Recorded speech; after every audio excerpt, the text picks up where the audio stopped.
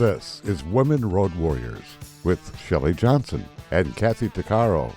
If you drive long haul, short haul, or heavy haul, they're here to empower and inspire women in the trades on tncradio.live.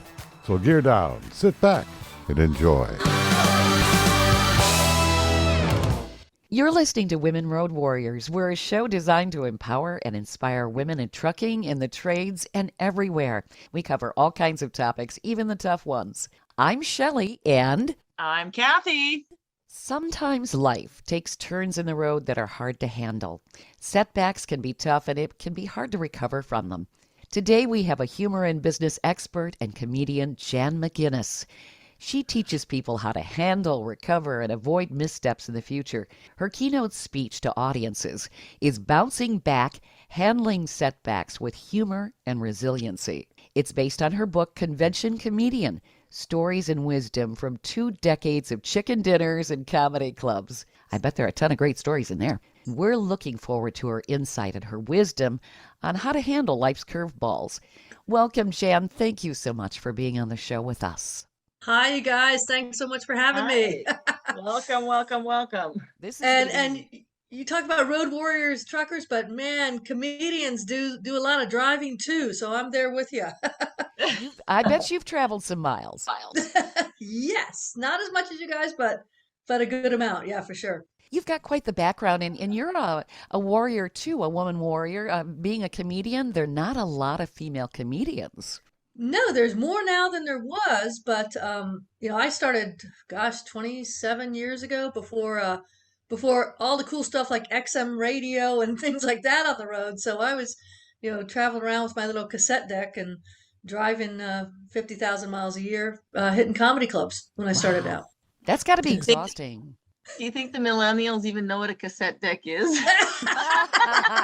Just saying. Sadly, my car that I have now, I don't drive that much anymore, and it still has one in it. What? Yeah. I'm great. shocked. Cassette. Oh gosh. Yeah. Whoa. I traveled to all the comedy clubs and felt like I always used to see the truckers and think, the only difference is we get to the hotel. Comedians have to go on stage then. The truck drivers get to hang out in the room. We drove a lot, man. I drove a lot. So. Wow. Hit every state but Alaska. How do you do that? How do you prep for comedy? And how did you get into comedy? I started, I always wanted to be a comedian. When I think I was about 10 years old, I told my parents when I turned 16, I lived in Virginia. I grew up in the DC area. And I said, when I turn 16, I'm going to buy a motorcycle, ride cross country to Los Angeles, and become a comedian.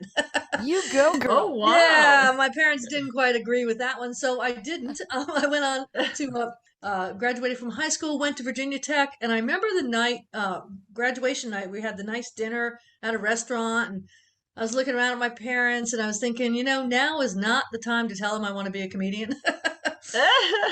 They put a little money into this. So I went into marketing for about 10 or 12 years and just always had that nagging thing. You have that thing you just want to do. And tried a couple, got up at an open mic finally, got the nerve up and had a great show and was hired and started that night. And I could feel Wow. I had this epiphany. I could feel life changing that night, and I thought, this is what I'm going to do. So I kept my day job for a couple more years while I worked comedy clubs at night, driving up and down the East Coast mostly. And that was tough. It got to, I remember driving by my office at 3 a.m. thinking, I got to go to bed and be there in 5 hours. So, Oh boy. Yeah. yes, I did that for a couple years, and finally, I just thought it's go time. I either have to, let go of comedy because I just can't keep this pace up, or I have to try it full time. And so I jumped in, and here I am 25 years later. Bravo to you. Were you scared in the beginning? I have to say, people always wonder, how did you walk away from benefits and job? And I think I was so excited about what I was going to, I wasn't paying attention to what I was leaving. And that is what I think you have to be with whatever you get involved with. Don't think so much about what you're leaving and all the things that are great there. Get excited about where you're going. I mean, I remember my last day in the office, I left the office was so excited. I ran a stop sign, got a ticket. Ooh. I was just thinking, I'm a comedian, yay! Then I realized I just got like $100 ticket, and my income had just dropped drastically. Yeah, that hurts. So You know yeah, what? You're right about that, because I mean, even myself, I just moved, I left everything I own to come here to Malibu, to California, to kind of work on my screenplay and work on my writing and bring my whole career to a whole new level. But if you want change, you literally have to be willing to detach yourself from everything and just follow your heart, follow your dream. You right. have Yeah. to, because And otherwise, if you're going to sit there thinking, oh, what if this, what if that? Oh, if you think of all the bad, negative possibilities that are out there, you'll never do anything. You'll never move, you're right? right. And So and I left everything 2 weeks ago, and I just really, got 3 suitcases. I'm staying at my friend's house. Like, I'm 52, right? I woo, should be in the comfort of my own home that I bought, but I'm like, no, life is too short. I'm going to do something drastic and just yeah. follow my instinct, follow my gut, my dreams, and here I am. Good for you, because too many people, and I'm not telling people to quit their job and go off and do, if you Oh got to be yeah, excited about, you got to be so yeah, excited and not think about it. I yeah. remember there was a woman that started the open mics and comedy with me back in DC, and we got together every Monday to write, and we'd always talk about how we're quitting our day jobs and we're going to go forward and do this and blah blah Mm. blah. Well, after a couple of years, she kind of faded away, and I did all these hard bar gigs and all this stuff that's really soul crushing. It was very hard. But she kind of faded out of the comedy scene and moved away. And years later, I ran into her in another state where she was living, and we went out for drinks. And after a couple drinks, I said, why did you quit comedy? I said, you had the same start I did. You were getting booked for some gigs. We were talking about leaving your job, and without missing a beat, she said, because I saw what happened to you. Oh She my saw the God. hard jobs. She saw the hard bar gigs and the things I was doing. And I said, yeah, but they're behind me now. Now it's fun. I'm doing Yeah. corporate stuff and I'm doing keynotes, and that is over. But she couldn't stop looking at the hard stuff and what might happen to her. And there's so many people on like that on the Oh, fence yeah. that sit there and go, well, I want to do this, but they can't let go of what they Mm-hmm. have. They put obstacles in the way, don't they? Yeah, yeah. And it's all in your brain. If you throw it all, you don't know where this path is going to lead. I didn't even know what the word keynote speaker was when I started comedy. I mean, and my path is taken, and I didn't know I would be good at writing, but I ended up getting writing freelance for like the Tonight Show monologues and selling That's jokes. cool. My path Nice. has been so fun and weird, and you just have to be open to, I think, not having a tunnel vision either. Kathy, if you look at, Yeah. you may say this, I'm going to get this play done or this whatever it is, but look your eyes out to what other things could possibly happen that might, this might be kind of interesting. The corporate stuff, I didn't know about that until right before I was leaving my day job, and we had an event, and I hired the Capitol Steps, which are a singing fun comedy Yeah. troupe in Yeah. DC. I hired them for this event, and I watched them at this event, this corporate event, and I was doing comedy clubs, and I thought to myself, wow, there might be a market. And I was telling comedians, well, I think there's a market for like, corporate entertainment. And they were like, no, no, no, there's just Christmas parties. And I kept saying, no, no, I think there's more. And I didn't know there was no big internet. We had, dial up AOL back then. There wasn't a lot of that out there. Sure. But I just kind of had in my head, there's something else out there. So be open to what it might not fit exactly what you first thought of when you left, your day job or whatever, but be open to what might happen and jump on it. So how did you learn to be funny every day? I mean, that's got to be tough. I mean, 'cause, sometimes you got a bad day and you're like, I just don't feel like telling a joke. Yeah, one thing comedians we've all talked about on stage, when you get on stage, it kind of everything goes away. You can be sick. You could be I've gotten on stage not feeling well, and right after run up to the bathroom to throw up. I mean, literally, because you're in this zone where you're having fun. And Sure. I don't look at it as I have to be funny. I can't, if I get on stage in a comedy club, I can't make you laugh. If you're in a bad mood or you're angry or something, I can you got to be in the right frame of mind to accept the humor. Sure. But I don't know. I don't wake up and tell jokes to everyone. That would be, those people are annoying. That are always on, aren't they annoying? Oh, yeah. Like, the ever ready rabbit. Ah! Yeah. In fact, I've had friends go, "Wow, you aren't always on, and but you're fun to be around and everything, but you don't sit there and go, I'm a comedian and I got to prove it every single day." No, I I don't feel like it's something I have to be on for all the time. You chose a field that was predominantly male. Hmm. The women in driving, I think it's up to 10% now in the trucking industry, women drivers. They deal with a lot of men. Hmm. Was that intimidating? And did you have to prove yourself? It's like, yes, I'm a woman, but hear me roar, babe. I'm out here. You know what? And again, we're talking, 25 years ago. So yeah, there were very few women. In fact, very few comedy clubs would put two women together on a show because it would be called a women's show, and it might turn off anyone, guys that want to come out. But I had a Mm. nice compliment once. The Comedy Castle in Detroit, Royal Oak, Michigan. Mark Mhm. Ridley, great guy, and he put me on. I don't know if you've heard of the comedian Kathleen Madigan. Yep. Very famous. She and I worked together there, and I remember seeing that we're both on the bill together. And I thought for weeks he's gonna cancel me. I know he is because he's gonna realize his mistake. He's put two women. It happens all the time.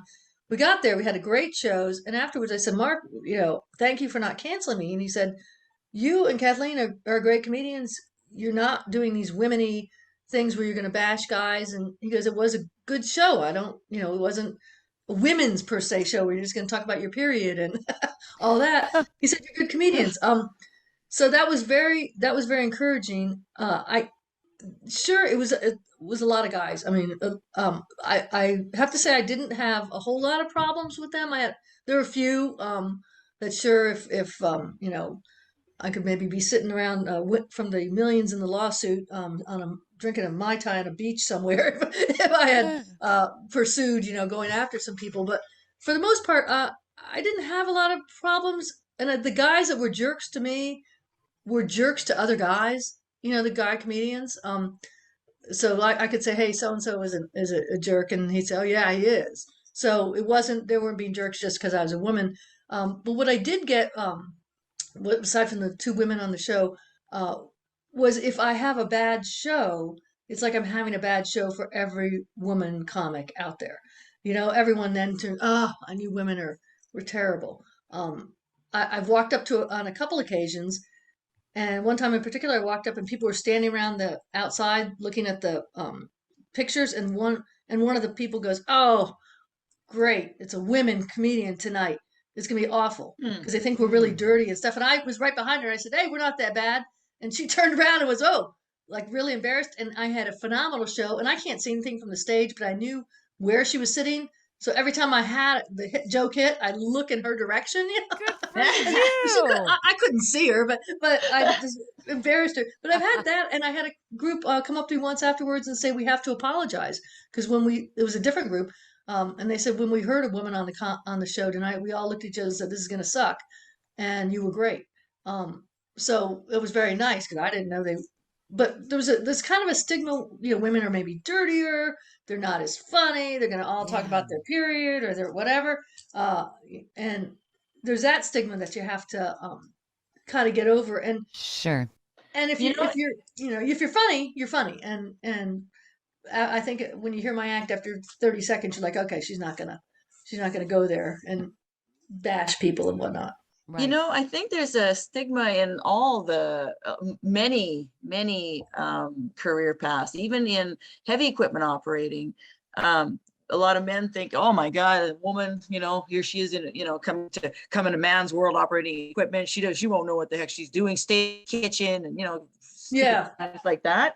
But I tell you right now that it is a known fact that women are better drivers and operators than men. and that's We can it's true. multitask, baby.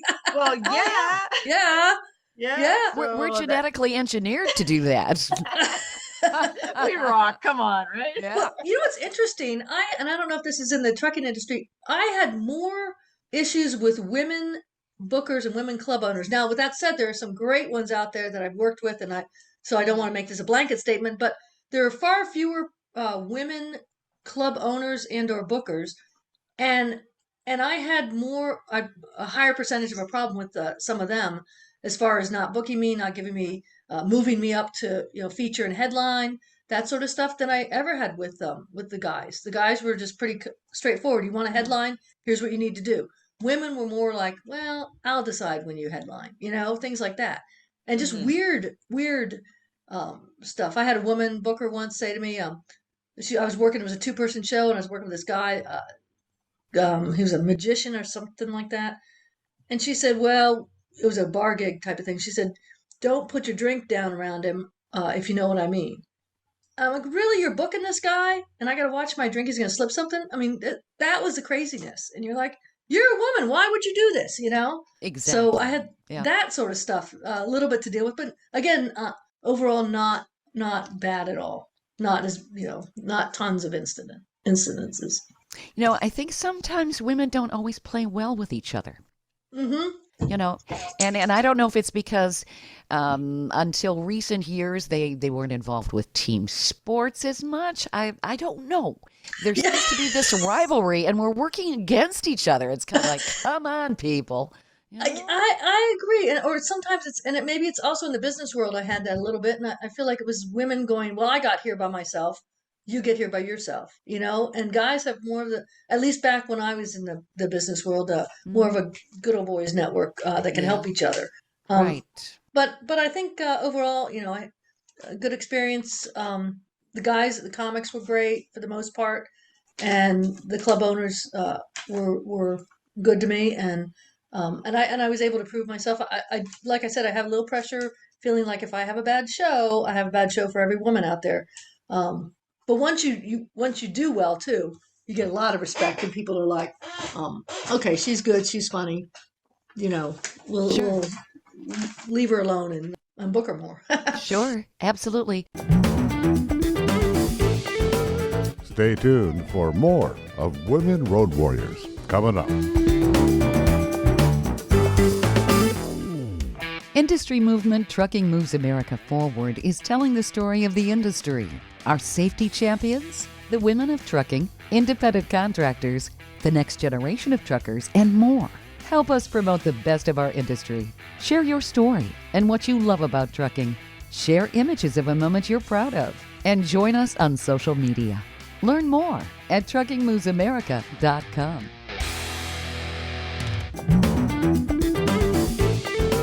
Welcome back to Women Road Warriors with Shelley Johnson and Kathy Tuccaro. That had to have been a thrill when you finally got to the level where The Tonight Show used some of your material. How cool is that? I got to sell, way back when. Okay, this is how old it is.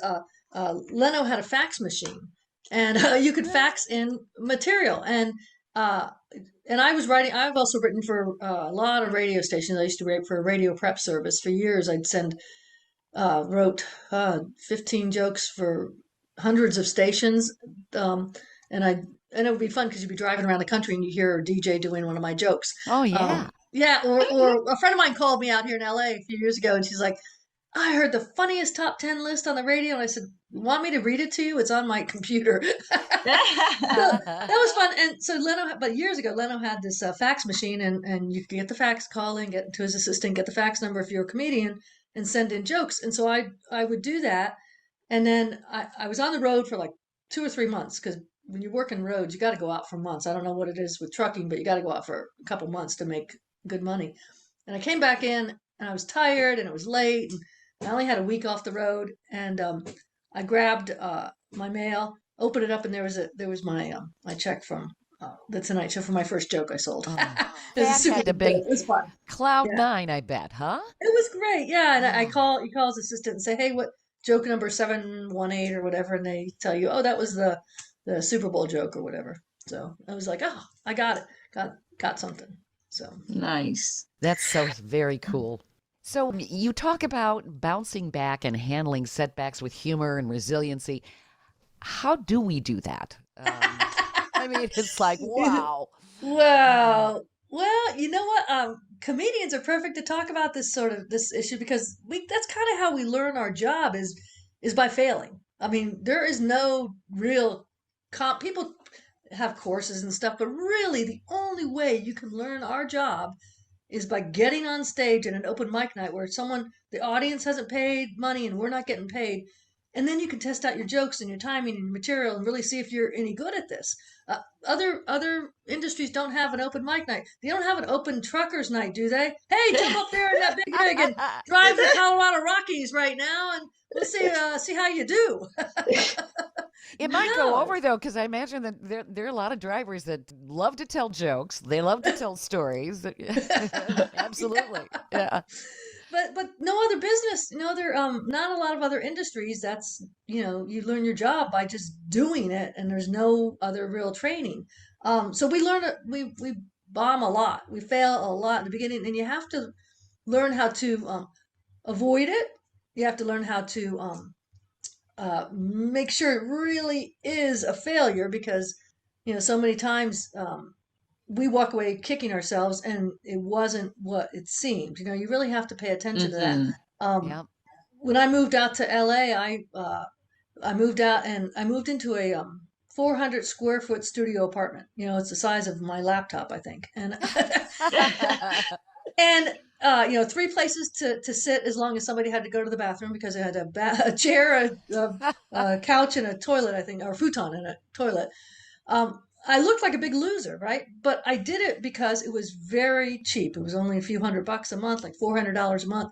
And I knew when I moved to LA, I didn't want my rent to put me out of the business and I'd have to go waitress or something and make money. I wanted to stay in the business. So I looked like a big loser, but I knew I wasn't. So sometimes we get kind of conned into it and people think, people kind of make you feel like you're a loser and you're really not, like you've made a mistake. We used to hang out at the LA Improv on Melrose, and one night they have these everyone was getting a deal, and what that is a development deal where like CBS or NBC looks at you and says, hey, we like you, we don't know what to do with you, it could be 20,000, it could be 100,000 bucks. Here's a development deal. That means you're going to stay in town, you got money to stay in town, you don't have to go on the road, and we're going to find something for you, sitcom or some kind of show for you. So everyone that night at the Improv was getting a development deal. And people were like, "Oh, I'm going to CBS, NBC." I got nothing. My deal was at CVS, 15% off, I think. And I'm really depressed. I'm really depressed. So about 11:20 or so, I leave and I'm driving home, walk into my 400 square foot studio apartment. And I flip on the TV and Leno's doing one of my jokes. And I'm like, I got something too. Wow. But we forget what we have and we start to let other people make us feel bad. So you have to make sure it really is a mistake, a real failure before you start kicking yourself. And what a wonderful thing, as soon as you turned on the TV, there was one of your jokes. It was one of my jokes that I wrote. And I'm telling you, hey, you're headed in the right direction. Yeah, it's just not as obvious. You're not going to get this $100,000 development deal, So you really have to ask some questions. Did it help you move towards your goals? What does it feel like to you? Do you feel like you made a mistake? Review your experience, of course. Make sure that, in the past, is this how things worked out or not? And get some distance. Don't start kicking yourself when something goes wrong immediately. You got to put some time between it. It's also understanding that failure is part of success, right? Yep. And if you don't believe in yourself, regardless of, these little setbacks, you're going to crash and fail like big time. You have to, in my opinion, you can't listen to what other people say or their ideas of dreams and goals and how things should work. Only you know what's right for you. You have that inner guidance, that feeling that kind of overwhelms you and say, you know what, this is okay because what did I learn? What can I do better? What, you try and change the course of thought, your thought patterns. And I think that's really one of the bottom lines of success is believing in yourself. Yes. And your thought patterns, that's a great point you make, because you have to change your subconscious thought. You have to stop focusing on what went wrong. You have to start looking at what has gone right in similar instances. I mentioned the bar gigs, they're called one-nighters, sounds bad, but it's actually a bar gig, where you go in and you do comedy. Well, the problem with these one-nighters when I started was, the comedy club would be like a Tuesday through Sunday night. So Monday night, the bar owner in the local town would invite the comics over. We pick up a little extra cash, and the bar patrons get some comedy. The problem is they didn't know how to advertise them. So people that show up at the bar actually looking for a one nighter get comedy instead, right? And so they might have a post-it note on the wall or something, and so you go into the bar to do comedy. And also, what else happens on Monday night? Monday Night Football, right? So they turn off the game and they'd send you up. And it was awful. They were horrible. Most people in the bar, I was clean. I'm a clean comic. A lot of people were drunk. I have nothing against drinking. I love a couple beers, but they didn't go to the bar for comedy. So for me, they were awful, and I had really bad experiences. So every time I'd walk into a bar gig after a couple of years, I'd go, "Oh no, this is going to happen again." And I think I screwed up a lot of bar gigs that weren't going to be bad because I kept thinking back to the times it didn't work. And I had times in the bar gigs when it did work, but I never paid attention to that. So you got to focus on the times it worked and stop thinking about the times that you feel like it could have gone better, Sure. In order to move on. Otherwise, every time you go in that situation, you're going to think, oh gosh, it's going to happen again, And you really are what you project too, right? Because if you're already thinking like that, your whole energy, your whole vibration is in a downward spiral. People can feel that. They can absolutely feel on it. that. Absolutely feel that you're not confident, that you don't want to be there. But other ways to move on as well. I mean, you do have to change your sort of your mindset, your subconscious mind, and thinking, and think of the times it went well, and really repeat that and think of a lot. Jay Leno never talks about it, never watches a video of a show that didn't go well. He said, "Why would I watch that? That's not what I want to do." But I do say you have to acknowledge it. If it didn't go well, your subconscious knows it didn't go well, but acknowledge it only to analyze it and learn from it, not to beat yourself up. Yeah. Acknowledge, okay. And sometimes you think, I'm going to just bury this. I did a show one time. It was a week-long show. The club owner was there for the first night, which rocked, went really well. Every show after that was horrible for me. I just didn't connect. The audiences it just wasn't my crowd. In fact, the Friday night, the first show went so bad, I went and changed my shirt because I thought I'd get a little better energy for the second show. Yeah, it turns out it wasn't the shirt's fault. It was it just wasn't a good mix. Well, the club owner comes back in town for the Sunday night show, and I rocked again. So the only shows she saw were good. So we're back there, and she's paying me, and she said, "Well, how'd the week go?" And my first thought was, "Well, she doesn't know they went bad. And then I thought, nah, I gotta tell her. So I said, Lisa, I said, I just don't do well in your room. I don't know if it's the crowd or whatever, but I just don't do well. And she looked at me without missing a beat, and she goes, "I know, Jan, you don't, but I love your material. I love your act, and I will continue to book you." Do you think I felt like $1,000,000? Because if I had lied and walked out of there, she's going to get the comment card. She's going to know it didn't go well. Yeah. But you feel better when you acknowledge it, because you're not hiding anything if you don't acknowledge it. But don't beat yourself up. You might get a nice surprise like that, but you also get a chance to, okay, that didn't, what else? Pick 3 things. Richard Simmons, the exercise guru that used to do all the exercise and stuff on TV. He said every day pick 3 things that went right, 3 things that went wrong, and that's it. And think about those and let it go. So you really have to. You had to feel so good. She was being a champion for you. She believed in your stuff. She did. That's the way she wanted, because I was a very clean act, and that's the way she wanted her room to go. And so she knew it was a low learning curve. And she felt like if I was willing to handle it every week for a couple times a year, she would keep booking me. And just a great, great soul. I really liked her. So that was helpful. It's part of training in a sense, whether you're training for a career or training for, like you say, like for what you do, for a comedian or whatever. Once you, like for me, example, I'm learned last year to operate the biggest grader in the world. Well, my trainer sees my mistakes. He sees me struggling, but he just he'll let me go until I figure it out, until I stop wobbling the wheels and I get it. I'm getting stronger and better. And then all of a sudden, oh my God, I'm one of the really good operators. Whereas before I got like 2 windrows going on. I got, I'm wobbling all over the road, trying to get blade control. Drivers are going by me, looking down at me, shaking their head, thinking, what the heck is she doing? Right? And I'm like, just give me a minute, right? I'll get this. All of a sudden you're driving a house. Yeah, right. Hey. Well, but you also that you've got someone to believe in you, and another good way to get through and kind of move on from mistakes and setbacks is to connect with a network. You know, comedians laugh about our bad shows. We never sit around and talk about the shows that went great. I don't talk about the time I was in front of 4,400 people. I talk about the time that I had a bad show in front of 30 people, and we have fun and we laugh about it. But we also makes us feel connecting with your network and making sure you have some people to talk to candidly. It lets you feel like, okay, I'm not the only one out here making mistakes. I'm not the only one out here bombing. I had one of my worst shows ever when I started out with my relatives in the crowd, which is not who you want in the crowd, right? And horrible. But they were my dad's cousins, and they had come with some friends, and I just did. I shouldn't have been featuring.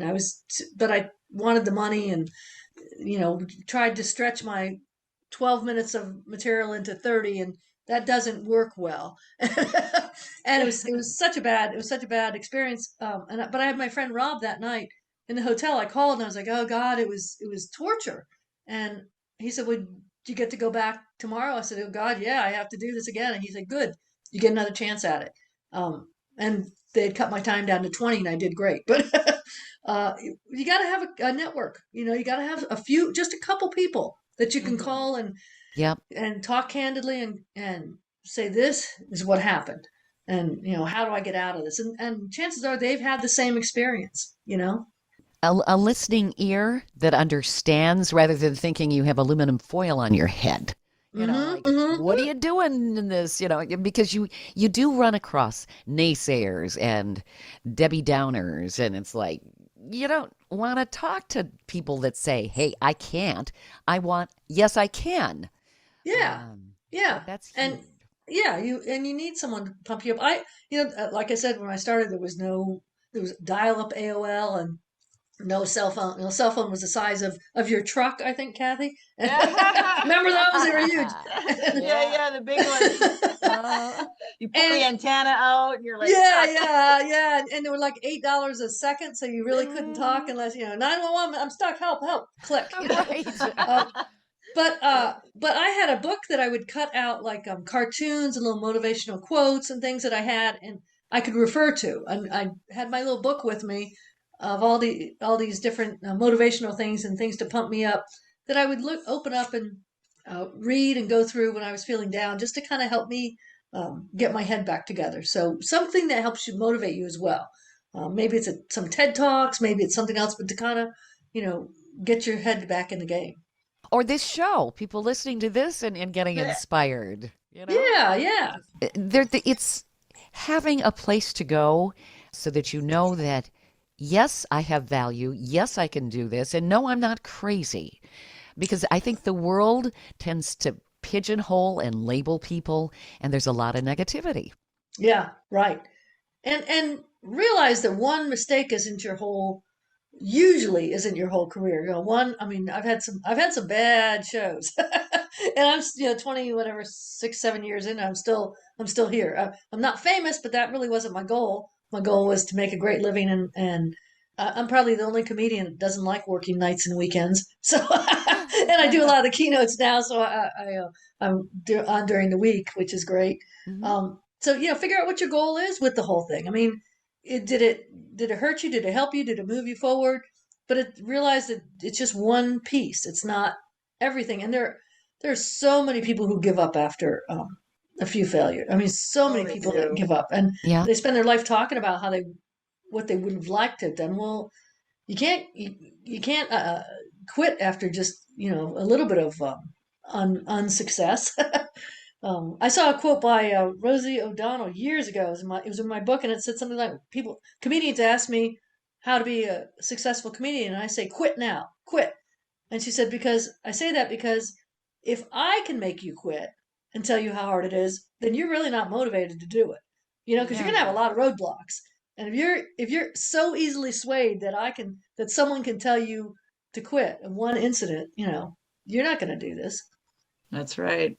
I work for 13 hours a day or night, and for 14 days straight. That's my work rotation. And so we don't have a lot. I'm sitting in equipment, so we listen to the radio, of course, right? We have Sirius. And I listen to Howard Stern when I'm in the grader, because in the truck they don't give it. But anyway, what I really like about, I don't listen to most of his shows, but I listen to his interviews, and because he's such a good interviewer. And he interviews a lot of comics, of comedians like Jerry Seinfeld, Kevin Hart. And it doesn't matter how big they are, failure is a major part of their success. They talk about it, how hard it is, and how they're, you know, in the beginning, and how hard it was getting on stage and getting booed and or whatever, you know, getting heckled. But they still, like you say, they don't give up. They keep trying, and they know it's a big part of it, right? Yeah, yeah, and there are people that in open mics when I started out, there were people that bombed all the time, and someone said maybe we should just tell them they're not any good, and I'm like, no, they can keep bombing if that's what they want to do, or maybe they'll find something in comedy they can work in. Maybe they won't be a comedian on stage, but they'll find their niche if they keep their eyes open and see what's out there, what else is, how else they could be involved in the comedy world. If they're not going to make it on stage. So or flip that switch in perspective and try a different angle, right? Right, yeah. Yeah. Do you think part of it too is women don't always trust their own instincts? Oh, good point. Good point. I think it's getting better, but I think at least when I started, probably you have to I think you have to trust your own instincts and certainly listen to some of the noise, but there's an awful lot of people that want to tell you how to do your job that have never done your job. No You kidding, know, eh? there are a lot of people that want to tell you how. I have people come up, you know, well, if you talk slower, if you do, you know what? I've been doing this for 27 years. I got it, you know. Yeah, right. I got this. Yeah, but when you start out and you start to listen to it and and I think you've got to kind of squelch the noise a little bit. Um, Interesting story. I worked when I did these bar gigs. You know, I would have my butt handed to me a lot of times. But there's another guy I worked with who um, he'd rock. He'd just do really well in these bar gigs, and I'd walk away from the bar gigs going, you know, that's not really what I want to do anyway. So I'm doing it for the money. I'm trying my, you know, and very clear on what my goal was with the bar gigs. I needed the money. But this guy would just rock, and he was great. Fast forward about 10 years later, and I'm in Vegas, working Vegas. I got my name up in lights on the Strip. I was at the Excalibur Hotel. It was great. My picture was up, really fun. And I ran into this guy. He was out there just visiting, and he said, "Wow," he goes, "I see your name and your picture in lights up there and on the Vegas Strip." He goes, "I swore when I started out I was never going to do any pot jokes. I now have 60 minutes of pot jokes. I can't get booked in Vegas." And because he wanted that immediate gratification in the bar gigs to do a bunch of beer and pot jokes and go for that audience, not really knowing what his goal was. You know, his goal was to make them laugh, and so he molded his act to make them laugh in that moment. Whereas I said, no, my act, this is what I want to do with my act. And, you know, I'll eventually move out of the bar gigs. So Excellent. So you need to know where you're headed. Absolutely. yes, know what the final goal is, and make peace with what, you know, what's happening right now. And the way I talk, you think I don't like bar. I really do like beer and wine and vodka, but it's not. But yeah, it was just an interesting experience. But it was interesting to run into someone who wasn't clear on his goal, and aside from he wanted to be the funniest person in the room. And I was clear on my goal. It was like, okay, I know I'm not going to be the funniest here in this situation, but that's okay because I don't want to stay in this situation. I want to move to different venues. Sure. You know, I think sometimes people also, what stops them is that they focus on their past success and they don't feel that they can reach that level again. You know, all they see is their greatest moment up to date. Say, I'll give you just a random example. Say you speak in front of 5,000 people. Well, in the next few years after, you only speak to 1,000 or maybe 500. People always refer to their past highlights and focus on that rather than try and working with their current situation and trying to catapult themselves in a different way, in a different different steps in trying to reach that. That Right. success isn't always what you did in the past, but success is a whole variety of things, right? What guides you to say that this is not a success, whereas this was, right? It's all a Right. success. Yeah. Right. And it's, I'm always amazed at the comedians who have huge success and they keep building on that, and then there's a lot of comedians who have one big success and that's it, and they keep pointing to that. You're right. You Yeah. can't kind of live in the past on those. You got to, if you want to stay in the business, and you got to keep sort of changing and morphing and figuring out what your next path is. Keep it Evolving. exciting. Yeah. Stay tuned for more of Women Road Warriors coming up. Great leaders challenge their people not to stop at the first right answer. Tighten the Lug Nuts is the book that will help you move past that first right answer to be more effective, more productive, and more successful. This book serves as a blueprint that can be easily applied by leaders, entrepreneurs, truckers, owner-operators, all of us in our everyday lives. This is one of the best leadership books you can read to help you accelerate towards your personal and professional goals. Plus, a portion of the proceeds will be donated to truckerschristmasgroup.org. Visit TightenTheLugNuts.com to order your copy today. Welcome back to Women Road Warriors with Shelley Johnson and Kathy Tuccaro. And maybe that's part of it. People don't always evolve, or they don't necessarily know who they want to be when they grow up, or they're afraid to be that person. It's like, I had these great ideas when I was 7, but I can't do that now. They talk themselves out of it.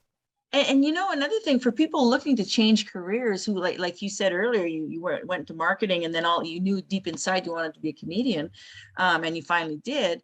It's not necessary. People stop themselves from, I'm too old to do this, or they hit a point. I've passed that niche market. I'll just stay in my comfort zone in this job that I hate. Well, when I was 42 and I couldn't go back to nursing, and like Shelley, you just said, what do I want to be when I grow up at 42? Well, I ended up going to career planning workshop to figure it out. And the next thing you know, she gives me a sheet. I had to be a heavy equipment operator. My aptitudes, I'm like, what? You're kidding me. I laughed so hard, I just about fell off my chair. I'm like, that's the most ridiculous career change I've ever heard of. I said, I'm 42. I'm a woman. I don't even like equipment. I said, I'm not mechanically inclined. I mean, that's a man's job. I said, your test is wrong, right? So I push it back to her, and the woman gives me a look. She puts one hand on her hip, raises the eyebrow, and says, if only you believe in yourself a little bit, missy, you'd see the test is right. So I'm sitting there with my arms crossed thinking, I just wasted 3 days. Like, here I am, like, what a waste of time. So she puts on a Les Brown video of 10 minute video. It's possible. That's all it was. And so I went from sitting with my arms crossed to all of a sudden thinking, well, I'm a good driver. I used to race cars. I could drive a truck. And so all of a sudden I allowed myself to be open to the realm of possibilities. And that changed everything. The minute I opened up my consciousness. And so she sent me to Women Building Futures, a nonprofit where women actually get into the non-traditional trades. And because I allowed myself to be open, well, the day I walked in, ExxonMobil is standing there paying for 16 women to take this heavy equipment course of 12 weeks. Well, son of a gun, I got picked out of 170 women. I mean, okay, albeit you want me to do a backflip? Sure, I'll do a backflip. Whatever you want me to do, I'll do it. So the whole point is that I let myself be open to the possibility rather than shut myself up, regardless of the fear, the unknowns, what if I fail? Actually, there was never what if I fail. It was just, okay, you know what? I'm going to be open. I'm going to try this and we'll go with it. You know what? There's that. It's great. You've had a lot of career changes. It's great though, because just because you're exploring something doesn't mean you have to do it, but don't shut it down right away. You could have gone to that and said, it really isn't for me. All you did was waste a couple of days. All right. But people are so easy to shut something down that's so different instead of going, well, what is this all about? Because most of us don't know what different careers and such are all about. We have what we think they are about. But we don't know, people, I want to be a comedian, but they don't realize that there's a lot of driving, there's a lot of waiting around, there's a lot. Mhm. I spend more time marketing than I do writing jokes because it's more about your business skills than it is about being funny. There's a lot of funny comedians who have never ever gotten out of open mics because they don't want to do the other stuff, the other hard stuff. Right, But it doesn't right. hurt to take a peek inside something else that sounds interesting. You never know, but don't I, just I shut it was down. really surprised out of the 16 women that got picked to do this 12-week course. Most of them, except for one, I think a good 15 of them were all midlife change in career. One was she'd been a staff sergeant for the Edmonton Police Service for 25 years. And she retired at 55 and decided, you know what, I'm going to try something else. And here she was. We had a Red Seal chef. We had people from the military. We had a postal office Wow. worker. We had, and me, I was a nurse. You go from nursing to operating the biggest ship in the world. I mean, that's both ends of the spectrum here, right? Yeah. Oh, yeah, you So just never know. Yeah. you got to be brave and courageous and feel the fear and do it anyway. That's my motto. Just do it. Yep. Shake in your boots, puke if you have to, but just Yep. do it. Yep. Right. Absolutely. If you really want to do it, like Yeah. and there's going to be and you got to do the stuff you don't want to do too, the scary stuff to get Yeah. to the good stuff. I mean, the stuff that or the day-to-day drudge that I don't want to do this, but in order to get to the good stuff, That's and to right. get to the thing you really want to do. And what's interesting when we run across critics, it seems like the critics, they're their own worst enemies. They don't want necessarily other people to succeed. Right. So they want Mhm. to, discourage. It's much easier to just kind of wallow. I think my mother used to use that phrase, wallow in the mud, get out Yeah. there and do something, Yeah, and what the critics too, I find, are the ones that have never done your job. They want to tell Yeah. you how to do it. Yeah. They don't. Yeah. I had somebody years ago write a really scathing book review on my book on writing humor. This person and I didn't see the review for like a year because I don't look at that stuff, and so I didn't. It didn't hurt me because I didn't know it was out there. But I looked at it. Like, you've never written a joke in your life. How could you go and bash something? They're just trying to be mean. There's people out there Mhm. trying to Oh, be yeah. mean Yeah. for me, Yeah. or they just don't want to see other people It, get ahead. it's the green-eyed monster. They're jealous, Yeah, you yeah. know, because So, maybe secretly they'd like to do that, yep, but they would never admit that, of course. right, Yeah. right.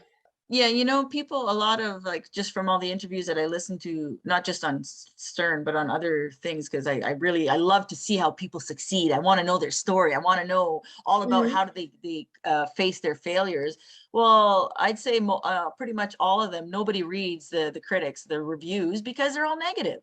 Right. And if you Right. start Yeah. focusing on what other people say and, oh, you should have done this and, oh, you're terrible, get off the stage, or, you're horrible. What do you think you're doing? And Right. it'll pull you down. Oh, So, surely. Right. you gotta, if you want to stay out of negativity, you got to raise your vibrations, rise higher than that. Yeah. And Right. don't I let it, agree. just don't let it phase you, whatever, man. Right. Yeah, right. And I'm so tired of everyone has to review everything every day, and I want to get to a point where I don't want to see your reviews. I don't Yeah. care. I I don't don't care. care. I'm doing my thing. Did you like it? Yeah. Yeah. Okay, good. Then, the Yeah. If audience you loved don't, it. Great. That's okay. right. Yeah. Yeah. I don't want to hear it. I don't want to hear what you have to say about it. Just Oh, just how do the millennials say this? Whatever. Oh, yeah. Whatever. Yeah. But if you wait, all it's going to get is you're going to get older. That's it. So Yeah.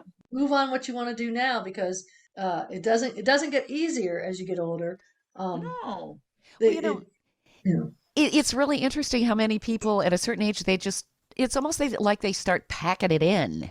It's like, Mhm. well, my life's, I'm looking at the nursing home. It's like, that's really what a goal is that? Really? Seriously? Oh my And that's 30 God. years hence. Come on. I know. Yeah, it is hard to. Well, Jan, just know in your heart that whenever that day hits for you, you're going to have the whole nursing home in stitches, right? There you go. You're going to be the life of the party. Absolutely. And I Yep. can do the same jokes over and over because the memory That's right, issues, because they'll forget. So Right. every day it'll be a comedian show. Uh-huh. See? The bright side of things. Yeah, yeah. So, Jan, we have a couple minutes left here. I want people to be able to find you, and maybe if you have a last couple thoughts of words of wisdom for women drivers, because I'm sure they would just love to pick your brain.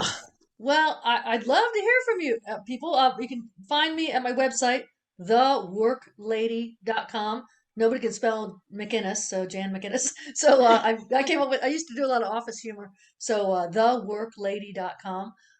One thing I've just so enjoyed, and send me an email, jan@theworklady.com. I'd love to hear from your listeners.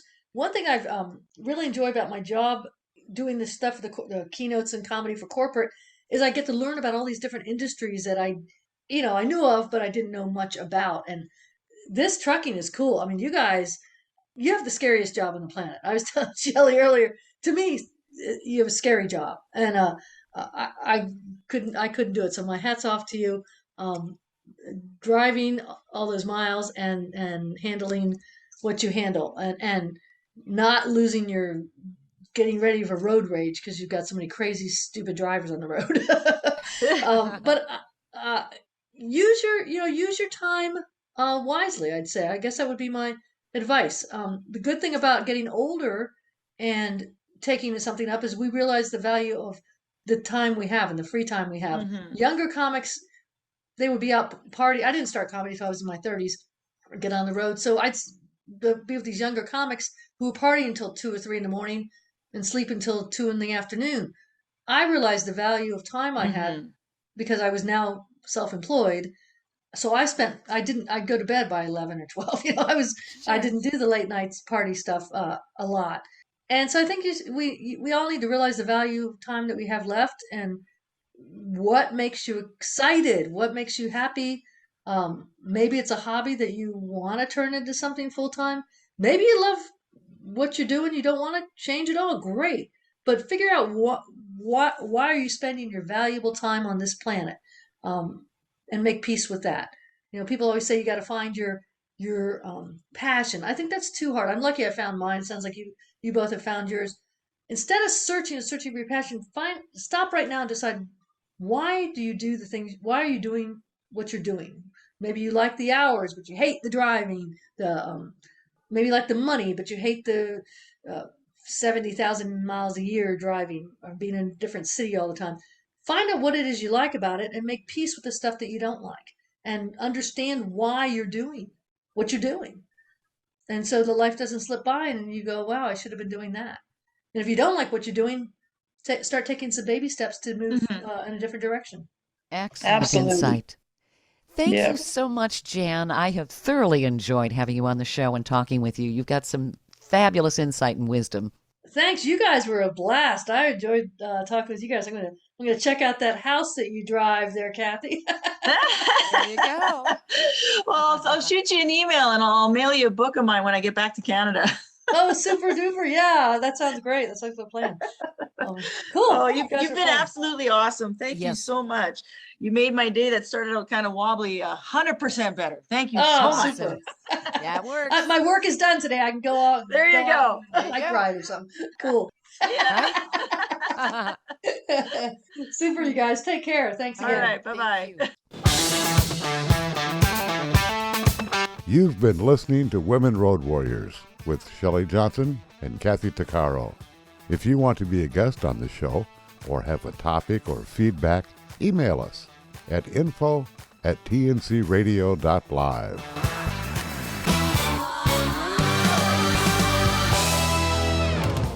Thank you for listening to another great interview on tncradio.live. All of the material you hear on tncradio.live on our website, our broadcasts, or our podcasts are copyrighted. There can be no distribution without the express consent of tncradio.live and its partners. For inquiries, write us at info@tncradio.live.